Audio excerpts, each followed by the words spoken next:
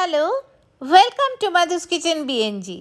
কিছুদিন আগেই রেস্টুরেন্টে প্রন থাই কারি খেলাম, এত ভালো লাগলো, মনে হলো এটা তো জামাই ষষ্ঠীতে বানানো যায়। টক ঝাল মিষ্টি চিংড়ির একটা দারুণ রেসিপি, চিংড়ি মাছের মালাইকারির মতো অনেকটা, কিন্তু তার থেকে একটু অন্যরকম, টেস্টে একটু অন্যরকম, আর বানানো অনেক অনেক সোজা। চলুন তাহলে আমরা শিখে নিই জামাই ষষ্ঠীতে। হয়ে যাক প্রন রেড থাই কারি। আর মশলাটাও কিন্তু আমি নিজে বাড়িতেই বানানো শিখিয়েছি, ভিডিওতে বলেও দিয়েছি ইনগ্রিডিয়েন্টস আপনারা কোথা থেকে পাবেন। থাই রান্নায় একটা বিশেষ ধরনের আদা ব্যবহার হয়, এটার নাম গ্যালাঙ্গেল। এই যে দেখুন, একটু সাদা হয়। আমি বিগ বাস্কেট, ব্লিঙ্কিট সব কিছুতে খুঁজেছি, পাইনি। তারপর বাস্কেটের মেন যেটা, সেটাতে আমি একবার খোঁজ করলাম, সেখানেও পেলাম না। তারপরে একটা অদ্ভুত খাজানা খুঁজে পেলাম। দেখুন, সমস্ত সবজি যেগুলো লাগবে সমস্ত একসাথে করে, এটাও ছিল এর মধ্যে, যে পাতা টাতা যা যা লাগবে সমস্ত কিছু এটার মধ্যেই আছে। তাই থাই মিক্স এইভাবে কিনে নিতে পারেন। আরেকটা পেস্ট হিসাবেও পাওয়া যায়, কিন্তু আমার না পেস্টটা ভালো লাগে না, পেস্টটাতে মনে হয় অনেক রং মেশানো থাকে। তখনই দেখলাম এরকম থাই মিক্সচার বলে পুরোটা পাওয়া যাচ্ছে। লেমন গ্রাস কিছু আছে, বেসিল পাতা, তারপর এটাও একটা কি পাতা আছে, সেগুলোর নাম আমি পরে ডিটেলসে দিয়ে দেব নিচে।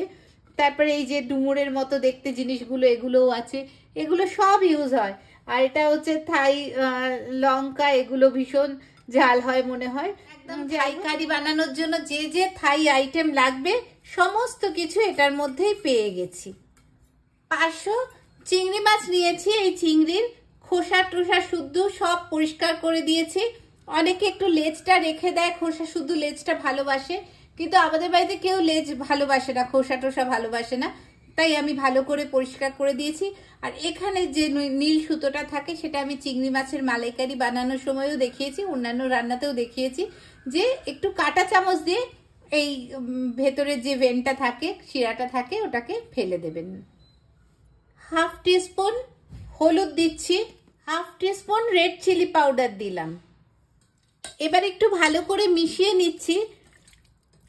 প্রন থাই কারি না অনেকেই ভাজা করে না, প্রনটা ডাইরেক্ট কারিতে দিয়ে দেয়, কিন্তু আমি একটু ভাজা করে নিচ্ছি, জাস্ট সাঁতলে নেওয়া, এদিক ওদিক করে একটু নেড়ে নিচ্ছি চিংড়িটাকে। তেল খুব গরম হয়ে গেছে, এবার চিংড়িগুলোকে ভেজে নিচ্ছি। বেশিক্ষণ ভাজবো না, জাস্ট এদিক ওদিক করে কালারটা চেঞ্জ হয়ে যাবে, ব্যাস তুলে দেবো। আর যে জলটা বেরোবে সেটাও তুলে দেব।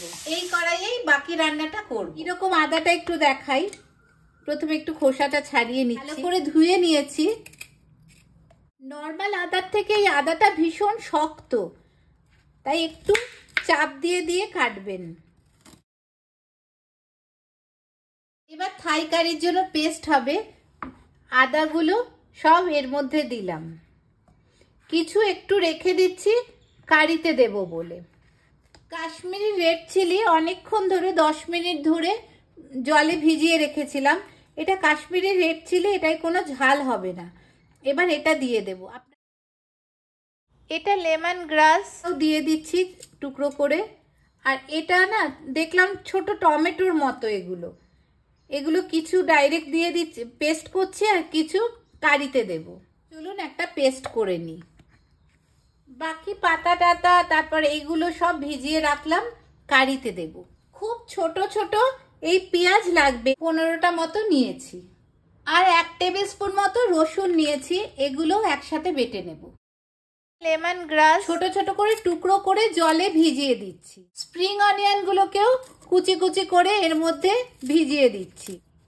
আর লাগবে ধনে পাতা, না ধনে পাতা লাগবে না, আমি চাইনিজ রান্নায় সবসময় বলি ধনে পাতার ডাঁটি দিতে, এখানেও লাগবে ধনে পাতার ডাঁটিগুলো, এগুলোকেও কুচি কুচি করে দিন। এই পাতা টাতাগুলোতে অনেক নোংরা থাকে, তাই আমি অনেকক্ষণ ভিজিয়ে 2-3 বার করে জল চেঞ্জ করে নিচ্ছি। আমি ভেবেছিলাম এই লঙ্কাগুলোতে খুব ঝাল হবে, কিন্তু এই লঙ্কাগুলোতে কোনো ঝালই নেই, তাই জন্য আরো কয়েকটা লঙ্কা এর মধ্যে দিয়ে দিচ্ছি। দেখুন কি সুন্দর একটা লালচে কালার এসে গেছে। এর মধ্যে আপনারা নানা ধরনের সবজি দিতে পারেন, ব্রোকলি দিতে পারেন। আমি আজকে ব্রোকলি পেলাম না, লাল ক্যাপসিকাম দিচ্ছি। ভেতরের দানাটাকে ছাড়িয়ে নিয়ে শুধু টুকরো করে করে দিচ্ছি।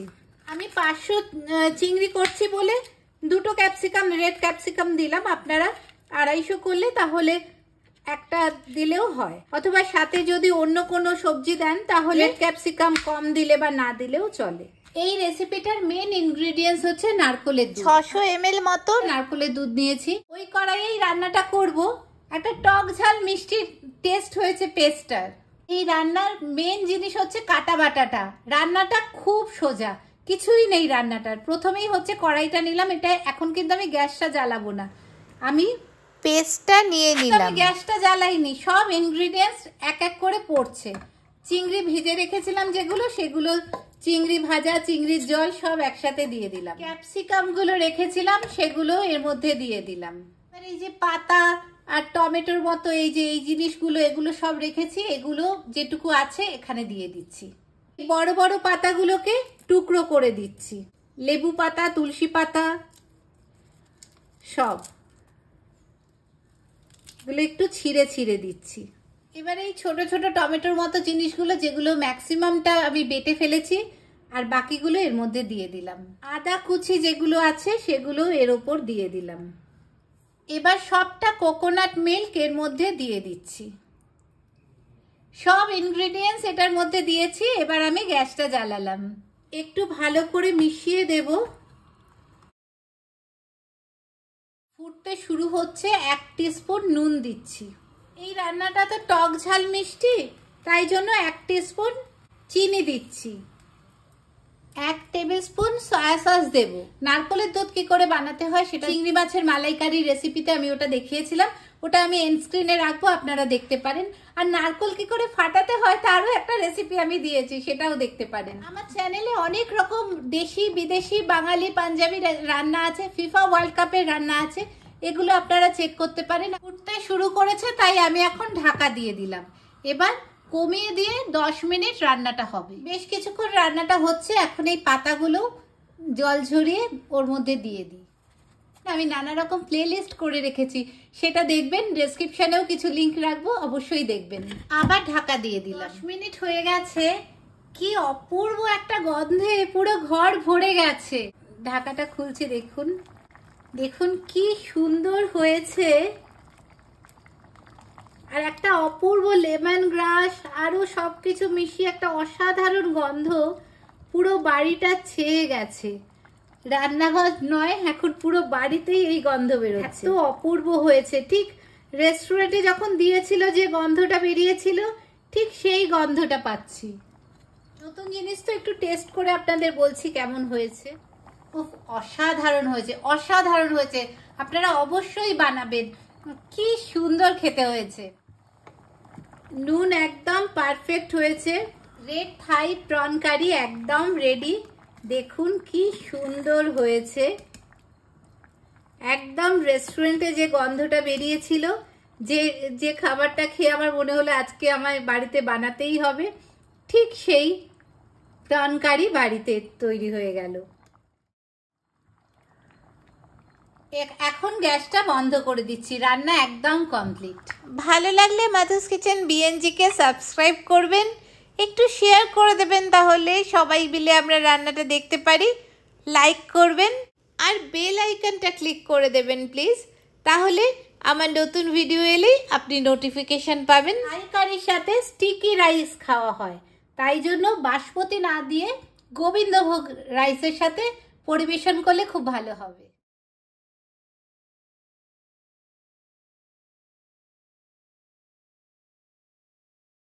তৈরি হয়ে গেল একদম রেস্টুরেন্টের মতো স্টিকি রাইসের সাথে প্রন রেড থাই কারি। তাহলে এই জামাই ষষ্ঠীতে অবশ্যই বানিয়ে ফেলবেন প্রন রেড থাই কারি, একদম রেস্টুরেন্টের মতো হবে। আমায় বলবেন কিন্তু কেমন হয়েছে। ভালো থাকবেন সবাই, থ্যাংক ইউ।